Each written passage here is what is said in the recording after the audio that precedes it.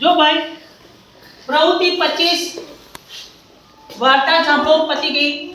હવે પ્રવૃત્તિ 26 ગીતના આધારે મને ઓળખો.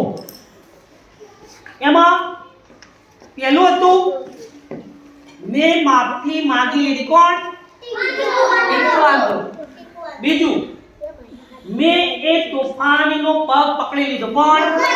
મગરે તોફાની ટીકુવાંદરનો પગ પકડી લીધો. तीसરું છે મેં તેની પૂંછડી પકડી લીધી. કોણે? મગરે ટીકુવાંદરની પૂંછડી પકડી લીધી. ચોથું છે મારાથી સૌ હેરાન થઈ ગયા. ટીકુવાંદરાથી. પાંચમું છે મને દયા આવી ગઈ. મગરને દયા આવી ગઈ. છઠ્ઠું ટીકુ રોજ અમને તોડ્યા કરે છે. કોને? ડાળખાની પાંદડા ડાળી ઝીણી ઝીણી ડાળીઓ અને કુણા કુણા પાંદડાને રોજ ટીકુવાંદરો તોડ્યા કરે છે. સાતમું મેં તળાવમાં પથ્થર ફેંક્યો. કોણે ફેંક્યો? ટીકુવાંદરાએ.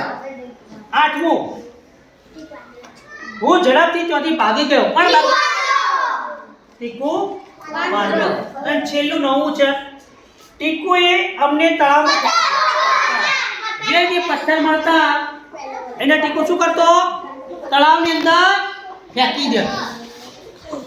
એટલે આ જંગલના બધા જ પ્રાણી પક્ષીઓ ઝાડ પાન પથ્થર આ બધા જ કોનાથી હેરાન હતા? ટીકુવાંદરા. કોનાથી હેરાન હતા? પણ ટીકુવાંદરાને એક દિવસ તળાવની અંદર જ્યારે તળાવ પડ્યો તેનો પગ કોણે પકડી લીધો? મગરે. પછી મગર જોડે આજીજી કરજે મગર ભાઈ મને છોડી મૂકો. પછી કહે છે મગરભાઈ છોડી મૂકો, હવે તોફાન નહીં કરું, ઉપાવ નહીં કરું. પછી ટીકુવાંદરો બે કાન પકડે છે મને માફ કરી દો. ત્યારે મગરને દયા આવે છે અને ત્યાર પછી ટીકુવાંદરાને કોણ છોડી દે છે? મગર.